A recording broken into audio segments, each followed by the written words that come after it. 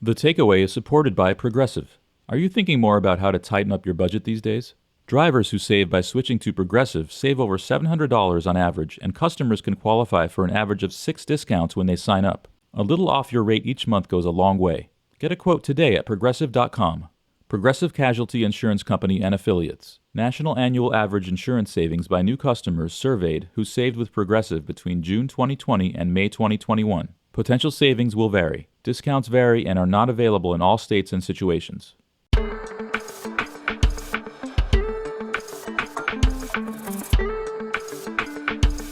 I'm Melissa Harris-Perry. This is The Takeaway. Earlier this month, the Pentagon announced it would be closing the Red Hill fuel facility in Hawaii amid a contamination crisis affecting thousands of people in Oahu. The facility, which consists of 20 massive tanks, is located just 100 feet above the primary drinking aquifer in Oahu. For years, petroleum has been found in the water supply. Native Hawaiians have demanded the dismantling of the World War II-era facility with months of protesting, including a demonstration outside the headquarters of the U.S. Pacific Fleet in December.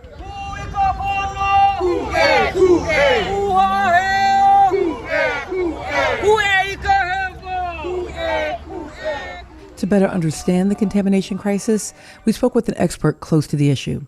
My name is Dr. Kamanamaikalani Beamer. I am the Dano Nihal Chair at the University of Hawaiʻi at Manoa. I am also a member of Oahu Water Protectors and Kaohewai. Dr. Beamer walked me through how the contamination crisis began. We really should go back to the beginning of the construction of these tanks.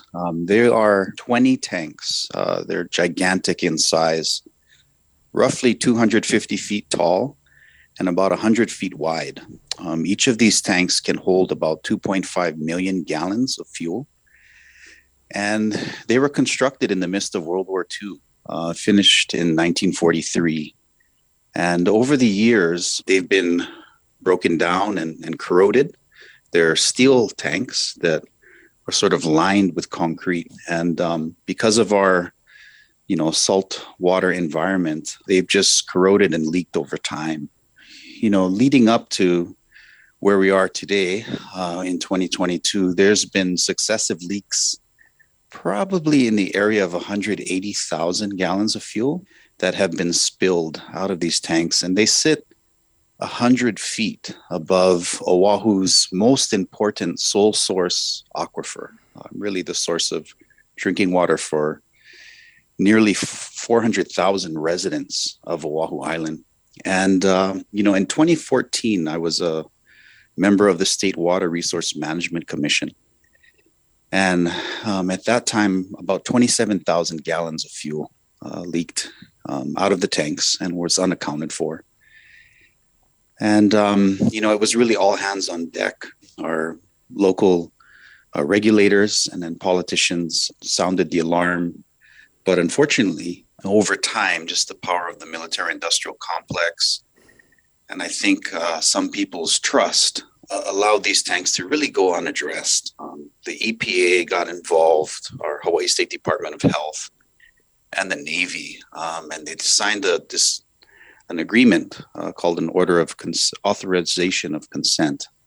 That was really a plan that many people spoke out against. It was going to allow the Navy another 20 years to deal with these leaks. But, at that time, our Water Commission was really promised that we'd never have a catastrophic leak, that they had the most thorough and robust systems in place to prevent any future spills. And we were promised that they would never, allow their own servicemen and women to be poisoned because we all drank out of the same aquifer. However, none of those things were truthful. And, in late 2021, right around Thanksgiving, actually, servicemen and women on base started to report, the smell of fuel coming out of their kitchen sinks, their showers, their bathtubs. And that's really where, this whole thing unraveled. At that time, initially, the Navy said, well, the water was safe. About a day later, they said there's no evidence the water isn't safe.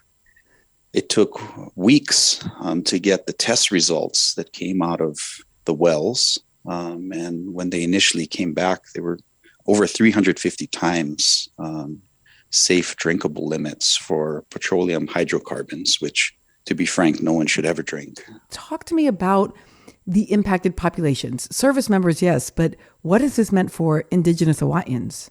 The military has a long and complex history with Kanaka, with Kanaka Maoli, with Oiwi, with Native Hawaiians. And some of us have served in the military. My own grandfather, was in World War II and passed away as a result of the, radioactive testing across the Pacific during that time when they were developing these massive weapons of war. So some of our indigenous Kanaka, also consumed the water and were affected.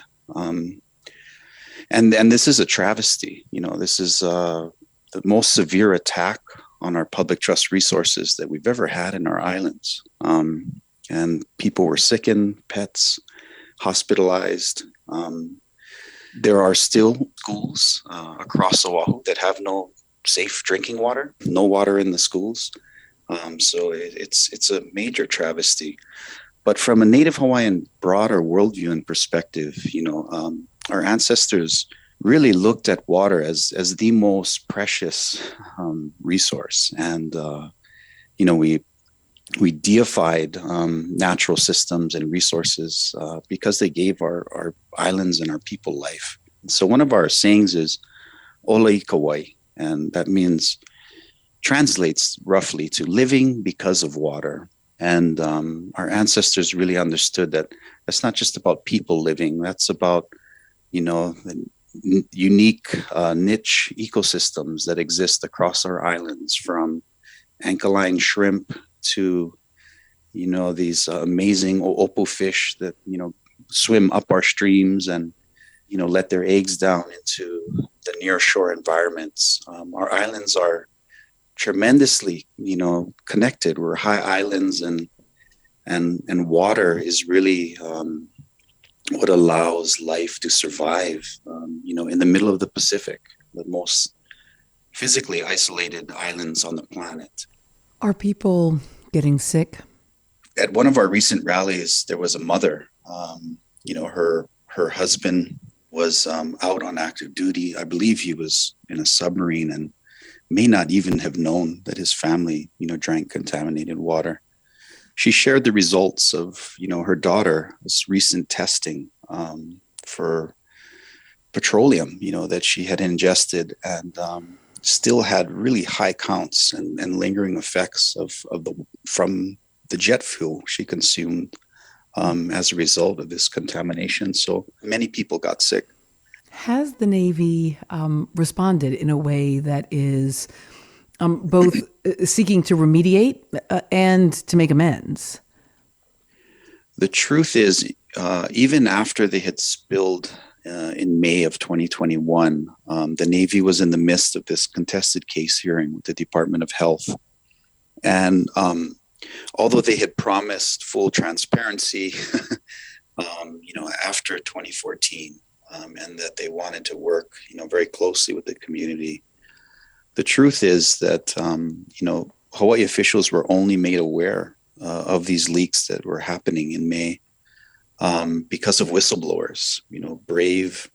I don't know if it was a service man or a woman, but they were confidential whistleblowers that leaked, the news that even in the midst of this contested case hearing, the Navy was withholding evidence. And the Department of Health at that time wasn't going to approve the underground storage permits for these tanks.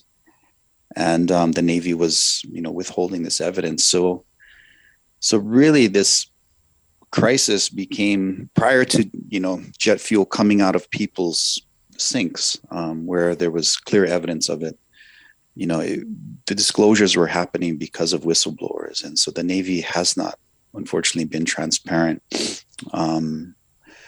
But, once people did consume fuel and they were, sort of forced to have to address the issue, They at one point the Secretary of the Navy came out to our islands, and this is almost difficult for me to say, and I'm not quoting him verbatim, but it left such an extreme feeling of distrust and disgust. When he visited our islands, and he said this in an open, under questioning, where he said, it's not the fuel in the tanks that are making people sick; it's the fuel in the water. It was really in poor and bad taste. So I'm not trying to be disparaging in any way. But for a leader to do that in the midst of this crisis was really unfortunate. But now, after these courageous calls for the decommissioning of tanks, so you had these community groups that formed, Oahu Water Protectors and Kaohewai, and we began holding rallies and events across the islands. We tried to make them as COVID safe as possible, with social distancing and masking, and we did staged a die-in event and a rise-up event to symbolize, if we don't have clean, safe water on our islands, there can be no life. But they really started to garner the attention, I think, of the broader public. And, the head of the U.S. military has called for the formal decommissioning of the tanks. So it shows the importance, I think, of community activism. Dr. Kamanamaikalani Beamer, who is professor at the University of Hawaiʻi and a member of the Oahu Water Protectors. Thank you for joining us. Thank you so much.